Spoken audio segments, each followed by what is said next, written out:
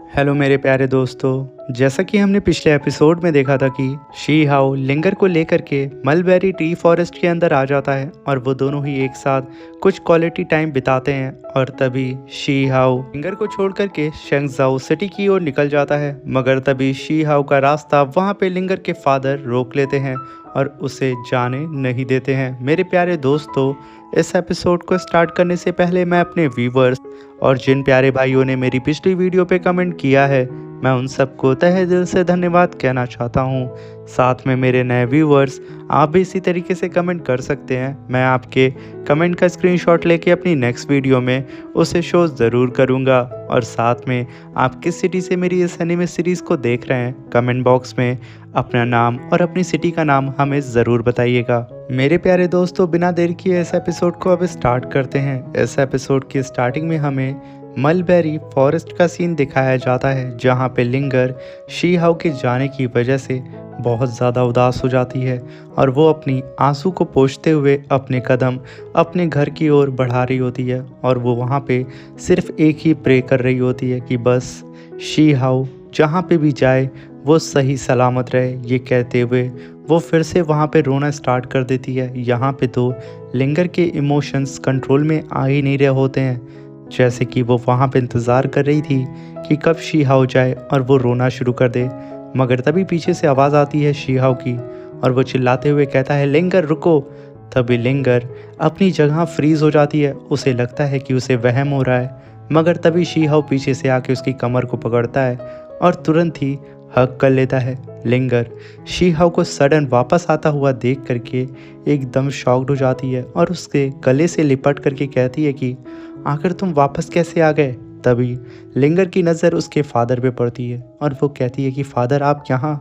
तभी उसके फादर कहते हैं कि भला मैं अपनी बेटी को रोता हुआ कैसे देख सकता था, इसलिए मैं शी हाउ को वापस लेकर के आ गया हूँ और मैं जानता हूँ कि तुम कितनी बड़ी ज़िद्दी हो, इसीलिए मैं आज तुम दोनों की ही शादी ऑर्गेनाइज कर रहा हूँ। तो तुम दोनों जाओ और तैयार हो जाओ, क्योंकि आज तुम्हारी शादी है। वहीं पे लिंगर और शी हाउ एक दूसरे का चेहरा देखने लगते हैं और उन दोनों का चेहरा यहाँ पे बिल्कुल गुलाबी हो चुका था। तभी लिंगर के फादर उन दोनों को वहाँ से जाने के लिए बोल देते हैं और तभी शी हाउ अपनी वेडिंग ड्रेस पहन करके आ जाता है, जो कि सच में काफ़ी ज़्यादा स्मार्ट लग रहा होता है, मगर उससे कई गुना ज़्यादा खूबसूरत लिंगर लग रही होती है, जो कि अपनी वेडिंग ड्रेस पहनी होती है। ये वही वेडिंग ड्रेस होती है जिस ड्रेस को इसकी मॉम ने मरने से पहले लिंगर को गिफ्ट किया होता है। और तभी हम देखते हैं कि वहाँ पे शी हाउ के ग्रैंडपा भी आ जाते हैं और तभी लिंगर के फादर वहाँ पे शी हाउ और लिंगर से कहते हैं कि तुम दोनों ही यहाँ पे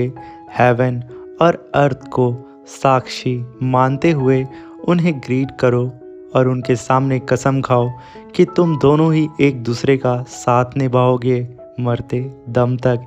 ये सुनने के बाद वो लोग हेवन और अर्थ को ग्रीट करते हैं और कसम खाते हैं। तभी लिंगर के फादर कहते हैं कि अब तुम लोग यही सेम कसम खाओ अपने सारे ही एल्डर्स के सामने जो यहाँ पे मौजूद हैं, कि तुम लोग हमेशा एक दूसरे का साथ दोगे और एक दूसरे से प्यार करते रहोगे। और तभी शी हाउ और लिंगर उन दोनों ही सीनियर्स को ग्रीट करते हैं और तभी लिंगर के फादर शी हाउ और लिंगर से कहते हैं कि अब एक दूसरे को ग्रीट करके ये कसम खाओ कि चाहे दुख हो या सुख, तुम दोनों ही एक दूसरे का साथ नहीं छोड़ोगे। तभी शी हाउ लिंगर की तरफ अपना हाथ बढ़ाता है और उसे अपनी तरफ खींच के कहता है कि लिंगर, मैं कसम खाता हूँ कि चाहे दुनिया इधर से उधर हो जाए, मैं हमेशा तुमसे ही प्यार करूँगा। और तभी वो दोनों एक दूसरे को ग्रीट करके वहाँ पे कसम खा लेते हैं। ये सुनने के साथ लिंगर के फादर ये अनाउंस कर देते हैं कि आज से शी हाउ और लिंगर तुम दोनों ही ऑफिशियली हस्बैंड वाइफ हो। और तभी वो वुल्फ अपनी मैजिकल पावर से चारों ही तरफ के मलबेरी ट्री के फ्लावर्स को चारों ही तरफ अपने स्पिरिचुअल ऑरा से घुमाने लगता है शी हाउ और लिंगर के इधर उधर, जहाँ पे लिंगर और शी हाउ ये दोनों ही एक दूसरे की आंखों में देख करके कहीं खो से जाते हैं। और तभी हम देखते हैं वो सारे फ्लावर उन लोगों के सर के ऊपर जाके इकट्ठा होते हैं और एक ब्लास्ट के साथ उन लोगों के ऊपर फ्लावर की बारिश होने लगती है। तभी लिंगर के फादर कहते हैं कि भला हो शी हाउ तुम्हारे ग्रैंडपा का, जो कि वक्त रहते उन्होंने मुझे सब कुछ बता दिया और मैंने तुम लोगों की शादी करा दी है। इसलिए शी हाओ, तुम आज से ऑफिशियली फायर एम्परर यानी कि मेरे सन इन लॉ हो। तुम्हारा स्वागत है हमारी फायर फैमिली में। और तभी वो दोनों ही आगे जा कर के लिंगर के फादर और शी हाओ के ग्रैंडपा को ग्रीट करके उनको थैंक यू बोल रहे होते हैं। तभी लिंगर के फादर शी हाओ से कहते हैं कि तुम 3000 स्टेट को छोड़ करके कल निकल जाओगे और तुम एक ऐसे सफ़र पे जाने वाले हो जहाँ पे चारों ही तरफ कदम कदम पे खतरा होगा। मगर एक बात हमेशा याद रखना कि 3000 स्टेट के अंदर एक लड़की तुम्हारा इंतज़ार कर रही है। ये सुन करके शी हाओ तुरंत अपने हार्ट पे हाथ रखता है और तुरंत ही अपने हार्ट की स्पिरिचुअल पावर से एक नेकलेस बनाता है और वो लिंगर को पहनाते हुए कहता है कि लिंगर, ये नेकलेस तब तक तुम्हारे गले में चमकता रहेगा जब तक मेरी सांसें चलेंगी। और मैं वादा करता हूँ कि मैं तुमसे मरते दम तक सिर्फ और सिर्फ तुमसे ही प्यार करूँगा और तुम्हारे लिए उस एंशियंट रोड की हर एक मुसीबत को पार करके वापस आऊँगा और तुमसे मैं मिलूँगा। और तभी लिंगर के फादर शी हाओ की बात को सुन करके काफ़ी ज़्यादा खुश होते हैं और तभी वो लिंगर से कहते हैं कि लिंगर, शी हाओ ने यहाँ पे ये साबित कर दिया है कि वो तुम्हें कभी भी नहीं भूलेगा। क्या तुम यहाँ पे कसम खाने के लिए तैयार हो? ये सुनने के साथ लिंगर शी हाओ की आंखों में आंखें डाल करके देखती है और कहती है कि शी हाओ, ये मलबेरी फॉरेस्ट भले ही क्यों ना तबाह हो जाए, ये एंशियंट वर्ल्ड क्यों ना भले ही खून से लथपथ ना हो जाए, भले ही 9 हेवन 10 अर्थ पूरी ही तरीके से अपनी जगह या फिर पूरी ही तरीके से तबाह क्यों ना हो जाए, मैं लिंगर फायर एम्परर की बेटी और शी हाओ की वाइफ मरते दम तक अपनी आखिरी सांस तक सिर्फ और सिर्फ शी हाओ से ही प्यार करूंगी। ये कहने के साथ वो शी हाओ की ओर देखने लगती है और शी हाओ उसकी आंखों में आंखें डाल करके देख रहा होता है। मगर तभी वहाँ पे हेवन दाऊ अपीयर हो जाते हैं और मौसम का पूरा ही रुख बदल जाता है क्योंकि इन दोनों ने कसम खा ली थी एक दूसरे के साथ जीने मरने की, जहाँ पे शी हाओ ने एंशियंट रोड से वापस आने की कसम खाई थी, जिसकी वजह से हेवन दाऊ ट्रिगर हो गए थे। क्योंकि हो सकता है कि फ्यूचर में शी हाओ का मरना लिखा है उस एंशियंट सिटी में, मगर शी हाओ ने तो यहाँ पे वापस आने की कसम खाई थी, शायद इसी वजह से वो ट्रिगर हुए थे। तभी शी हाओ बीते हुए वक्त की बात को याद करता है जब वो मलबेरी ट्री फॉरेस्ट से जा रहा था, जहाँ पे लिंगर के फादर ने उसका रास्ता रोक लिया था, जहाँ पे वो शी हाओ से कहते हैं कि शी हाओ, मैं जानता हूँ कि तुम यहाँ पे लिंगर को क्यों छोड़ के जा रहे हो, क्योंकि तुम चाहते हो कि लिंगर यहाँ से अपनी ज़िंदगी किसी और के साथ गुजारे, इसी वजह से तुम यहाँ पे इतना रूड बिहेव उसके साथ कर रहे हो। और इसकी वजह भी मैं शी हाओ जानता हूँ, क्योंकि तुम 3000 स्टेज से बाहर जा रहे हो उस एंशियंट सिटी में और वहाँ पे कदम कदम पे सिर्फ खतरा है और तुम्हारी मौत कब हो जाए इसके बारे में तुम नहीं जानते हो। तुम यहाँ पे लिंगर को प्रोटेक्ट करना चाहते हो और साथ में हम ये भी जानते हैं कि कुछ साल बाद ही सही ये एंशियंट वर्ल्ड पूरी तरीके से हो सकता है तबाह हो जाए और तुम चाहते हो कि कुछ पल ही सही यहाँ पे लिंगर खुशी के पल बिताए। मगर शी हाओ, तुम एक बात बहुत अच्छे से जानते हो कि लिंगर कितनी बड़ी ज़िद्दी है, वो सिर्फ और सिर्फ तुमसे प्यार करती है। अगर तुम यहाँ पे इस तरीके से उसे छोड़ के जाओगे तो वो टूट जाएगी, इसलिए प्लीज़ वापस चलो और मेरी बात मानो, लिंगर से शादी कर लो, क्योंकि वो पागल लड़की सिर्फ मलबेरी फॉरेस्ट में रह करके तुम्हारा फिर से इंतज़ार करेगी, भले ही कई सदियां क्यों ना बीत जाए। इसलिए शी हाओ, तुम्हारा क्या इरादा है? वो उसकी ओर देखने लगते हैं और तभी शी हाओ पास्ट की बातों को याद करता है, जहाँ पे शी हाओ कई बार तो अपने अपोनेंट से फाइट करने के दौरान मरने के हालत में आ चुका था, मगर शी हाओ को एक चीज़ सिर्फ जिंदा रखी थी, वो थी कि शी हाओ को कैसे भी करके वापस जाना है, क्योंकि लिंगर उसका मलबेरी फॉरेस्ट के अंदर इंतज़ार कर रही है। ये सारी बात याद करके शी हाओ समझ जाता है कि लिंगर उसकी कमज़ोरी नहीं बल्कि उसकी ताकत है। तभी हम प्रेजेंट का सीन देखते हैं, जहाँ पे शी हाओ हेवन दाऊ की ओर देखते हुए कहता है कि भले ही यहाँ पे मेरे ऊपर कितनी भी थंडर ट्राइबुलेशन क्यों ना गिर जाए, मैं अपनी कसम को यहाँ पे तोड़ने वाला नहीं हूँ। आज हेवन दाऊ ही क्यों ना नीचे आ जाएं, वो भी मुझे यहाँ पे लिंगर से दूर नहीं कर सकते हैं। वहाँ पे थंडर नीचे गिरती है। शी हाओ गुस्से में अपने फीस्ट में अपनी स्पिरिचुअल एनर्जी को गैदर करता है और तभी शी हाओ की आंख में हम उस थंडर को देखते हैं, जहाँ पे शी हाओ अपने चारों ही तरफ स्पिरिचुअल शील्ड बना करके उस थंडर को रोकता है और गुस्से में कहता है कि भले ही यहाँ पे मुझे फिर से रीइंकार्नेशन क्यों ना होना पड़े, मरने के बाद मैं वापस आकर के रहूँगा। मगर तभी लिंगर के फादर शी हाओ से कहते हैं कि शी हाओ तुम यहाँ पे क्या रीइंकार्नेशन पे बिलीव करते हो? वहीं पे शी हाओ लिंगर के फादर से कहता है कि मैं इस पे बिलीव नहीं करता हूँ। तभी लिंगर के फादर कहते हैं तो इसका पॉइंट क्या है? तभी शी हाओ अपनी पावर को बढ़ाते हुए कहता है कि भले ही इस दुनिया में रीइंकार्नेशन क्यों ना हो, मैं पूरे के पूरे साइकिल को बदल करके रख दूंगा। मैं अपनी खुद की ही एक साइकिल को क्रिएट करूंगा और खुद से ही रीबॉर्न होकर के इस दुनिया में लिंगर के लिए वापस आऊंगा। मुझे ऐसा करने से कोई भी इस दुनिया में क्या, इस दुनिया के बाहर भी नहीं रोक सकता है। ये कहने के साथ वो एक हाथ से उस थंडर को रोकता है और दूसरे हाथ में काफ़ी पावरफुल फीस्ट अटैक जनरेट करके एक पंच सीधा ही उस हेवन की थंडर के ऊपर कर देता है। और तभी हम वहाँ पे एक काफ़ी बड़ा स्पिरिचुअल ब्लास्ट देखते हैं, जिसकी वजह से हेवन की जो थंडर थी वो चकनाचूर होकर के बिखरे हुए शीशे की तरह जमीन पर गिरने लगती है। वहीं पे लिंगर के फादर शी हाओ के अंदर अपनी बेटी के लिए इतना ज़्यादा प्यार, इतनी ज़्यादा मोहब्बत को देख करके वो खुशी से फूले समा नहीं रहे होते हैं।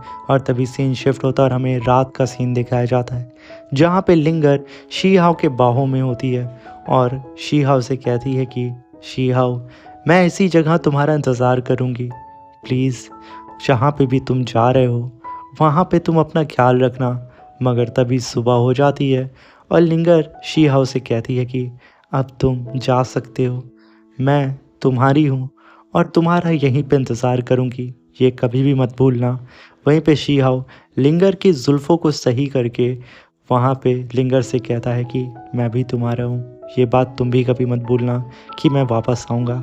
ये कहने के साथ वो उड़ता हुआ सीधा ही शेंगजाओ सिटी की तरफ निकल जाता है और वहीं पे लिंगर एक जगह बैठ के शी हाओ को देख रही होती है। और तभी शी हाओ अपनी वेडिंग ड्रेस को चेंज कर लेता है और तभी सीन शिफ्ट होता है और हमें यानशेन एकेडमी के मास्टर को दिखाया जाता है, जो कि शेंगजाओ सिटी में बैठ करके शी हाओ का ही इंतज़ार कर रहे होते हैं। तभी शी हाओ वहाँ पे अपीयर होता है और उन्हें ग्रीट करता है। तभी वो मास्टर शी हाओ से कहते हैं कि तुमने यहाँ पे जो प्रॉमिस किया था वो तुमने प्रॉमिस यहाँ पे पूरा कर दिया है, मुझे लगता है कि तुमने अपना मन बना लिया है। तभी शी हाओ कहता है कि हाँ सीनियर, मैंने यहाँ पे अपना मन बना लिया है।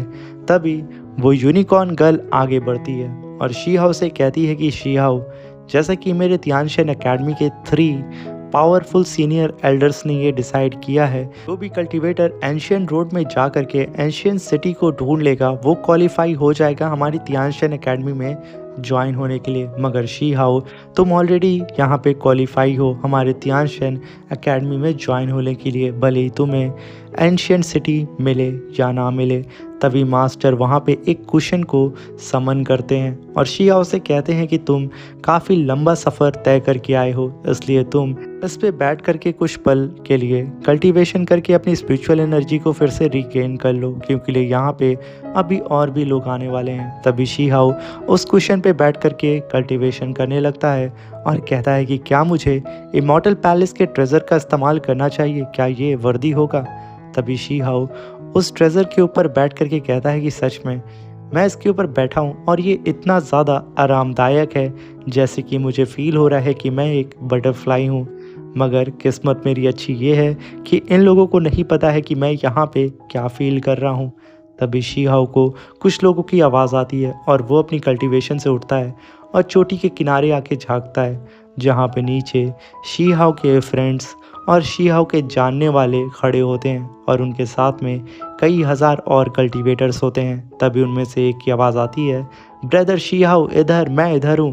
तभी शी हाओ देखता है कि नीचे मोटा हुआंग खड़ा होता है, जो कि नीचे से चिल्ला के कह रहा होता है कि ब्रदर शी हाओ क्या आपको हम लोगों के और दोस्त नज़र आए? तभी शी हाओ इधर उधर देखता है और मोटू हुआंग से कहता है कि मुझे ऐसा क्यों लग रहा है कि तुम यहाँ पे लिटिल गर्ल रैबिट को ढूंढ रहे हो? तभी हुआंग गुस्से में कहता है कि ब्रदर शी हाओ मैं भला यहाँ पे उस गधी बेवकूफ़ रैबिट गर्ल को क्यों ढूंढूंगा, आप बेवजह मेरा मजाक बनाना बंद कर दीजिए। ये कहते हुए वो मोटा तुरंत ही गुस्सा करके अपना मुंह फेर लेता है। ये देख करके शी हाउ हंसना शुरू कर देता है और कहता है कि ये बेवकूफ़ कभी भी सुधरने वाला नहीं है। तभी हम देखते हैं कि सबकी नज़र भी शी हाउ के ऊपर ही होती है और तभी वहाँ पे तियानशन एकेडमी के मास्टर उन सब के सामने अपीयर होते हैं और उन सभी लोगों से कहते हैं कि जैसा कि आप लोग यहाँ पे आ चुके हैं, इसलिए मैं आप सबको फिर से एक बार रिमाइंड कर देता हूँ, जिस जगह पे आप जा रहे हैं वो खतरों से भरी हुई है।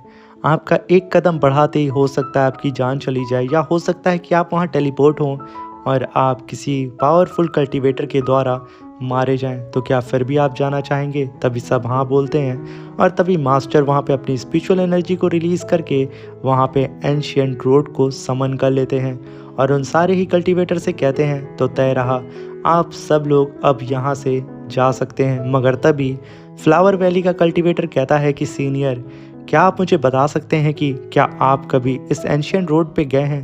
तभी मास्टर कहते हैं कि नहीं, मेरे पास दूसरा रास्ता है एंशिएंट सिटी में पहुंचने का।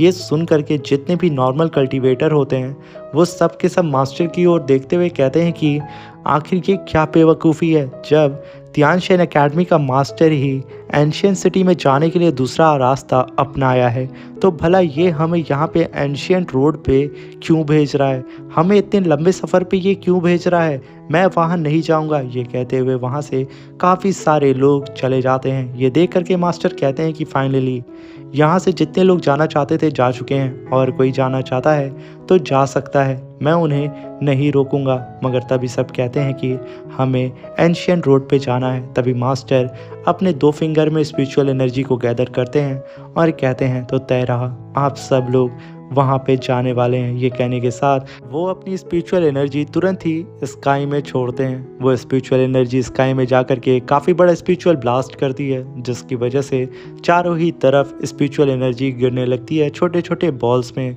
और धीरे धीरे करके वो बॉल्स जिन कल्टीवेटर्स के ऊपर गिरती है वो सब के सब टेलीपोर्ट हो जाते हैं उस एंशिएंट रोड के अंदर। तभी शी हाउ भी उन सबको जाता हुआ देख करके वो भी तुरंत उड़ता हुआ उस एंशिएंट रोड के अंदर चला जाता है। तभी वहाँ पे मास्टर कहते हैं कि तुम सब लोग एक बात का ध्यान रखना, ये एंशिएंट रोड बिल्कुल सिमिलर है अंडरवर्ल्ड के रोड से, इसलिए सब के सब अपना ख़ास तौर से ध्यान रखना और वहाँ पे पहुँचते ही तुरंत अलर्ट हो जाना, क्योंकि कब कोई तुम्हारा शिकार करने आ जाए तुम लोग समझ भी नहीं सकते हो और अंदाज़ा लगा भी नहीं सकते हो। इसी के साथ सीन शिफ्ट होता है और हमें एंशिएंट रोड का सीन दिखाया जाता है, जहाँ पे शी हाउ एक वीरान से जंगल में आकर के टेलीपोर्ट होता है और वो अपने चारों ही तरफ हर एक चीज़ों को ऑब्ज़र्व करने लगता है और कहता है कि आखिर यहाँ पे इतना अंधेरा क्यों है, मुझे यहाँ पे कोई नज़र क्यों नहीं आ रहा है, और मेरे साथ में ही तो हुआंग भी टेलीपोर्ट हुआ था, तो आखिर वो कहाँ पे है। तभी वो वहाँ हुआंग हुआंग बोल रहा होता है, मगर तभी शी हाउ के ऊपर कोई अटैक कर देता है। शी हाउ वक्त रहते ही उस अटैक से बच जाता है और तभी शी हाउ उस छोटे से स्पिरिचुअल अटैक को देखता है जो कि एक पत्थर से जाके टकराता है। वो छोटा ही अटैक था मगर एक बहुत बड़े विशाल पत्थर को कई हजार टुकड़े में बदल देता है। तभी हम वहाँ पे रेड बुल को देखते हैं जो कि शी हाउ को 3000 स्टेट के अंदर मिला था। वो शी हाउ से हेल्प मांग रहा होता है और शी हाउ उसको देख करके तुरंत उससे कहता है कि मैं आ रहा हूँ। वो भागते हुए तुरंत उस रेड बुल की तरफ जाने लगता है, मगर तभी रेड बुल के चारों ही तरफ एक ग्रीन और ब्लैक फायर अपीयर होती है जो कि उस बुल को चारों ही तरफ से पकड़ के अपनी तरफ खींच लेती है। ये देख करके शी हाउ काफ़ी दंग हो जाता है कि आखिर यहाँ पे क्या चीज़ है। वो अपनी स्पिरिचुअल आई से चारों ही तरफ देखने लगता है। तभी शी हाउ एक कुएं के पास पहुँचता है। उसे ऐसा लगता है कि ज़रूर वहाँ पे कुछ है, और जैसे ही शी हाउ वहाँ पे देखता, शी हाउ की इमोर्टल आई के ऊपर एक अटैक हो जाता है जिसकी वजह से शी हाउ की आई में दर्द होने लगता है। वो तुरंत अपनी आँख को पकड़ के अपनी पावर को रिलीज़ करता है और तुरंत ही अपनी डिवाइन सॉर्ड को समन कर लेता है और एक काफ़ी पावरफुल स्लैश अटैक अपनी डिवाइन सॉर्ड से सीधा ही उसी डायरेक्शन में कर देता है जिस डायरेक्शन से शी हाओ के ऊपर अटैक हुआ था उसकी इमॉर्टल आई के ऊपर तभी एक ब्लास्ट होता है और तभी शी हाओ देखता है कि चारों ही तरफ सन्नाटा है, मगर तभी एक मिस्टीरियस सी फायर शी हाओ के ऊपर अटैक करने आ रही होती है। उस फायर को शी हाओ देख करके तुरंत ही टेलीपोर्ट होकर के उस घने काले जंगल से बाहर आकर के खड़ा हो जाता है। और ये जो अटैक था वो इतना ज़्यादा खतरनाक होता है कि आसपास के पूरे पेड़ को तबाह कर देता है। तभी शी हाओ जंगल के बाहर खड़ा होकर के 10,000 सॉर्ड एरे को बनाता है और तुरंत ही कई हज़ार सॉर्ड से जंगल में अटैक करना शुरू कर देता है और चिल्लाते हुए कहता है कि कौन है जो कि छुपा बैठा है, अगर हिम्मत है तो बाहर आकर के मुझसे सामना करे। ये कहने के साथ शी हाओ चारों ही तरफ जंगल में अपनी सॉर्ड की बारिश कर देता है, मगर तभी एक ग्रीन फायर शी हाओ के सामने अपीयर होती है और शी हाओ से कहती है कि फाइनली इतने सालों के बाद 1000 कल्टीवेटर्स की स्पिरिचुअल पावर एक इंसान के अंदर है, सच में तुम्हें खा करके मज़ा आएगा। ये कहने के साथ वो अपनी मिस्टीरियस फायर से शी हाओ को चारों ही तरफ से क्रैप करने की कोशिश करता है। शी हाओ अपने चारों ही तरफ स्पिरिचुअल शील्ड बना लेता है जहाँ पे वो मिस्टीरियस फायर शी हाओ को सप्रेस करने की कोशिश करती है, मगर वो ऐसा नहीं कर पा रही होती है। और तभी शी हाओ सामने की ओर देखता है जहाँ पे वो मिस्टीरियस फायर हटती है और उसके अंदर से एक बड़ी सी आग शी हाओ को घूरे जा रही होती है। और इसी के साथ हमारा ये शानदार सा एपिसोड ख़त्म हो जाता है।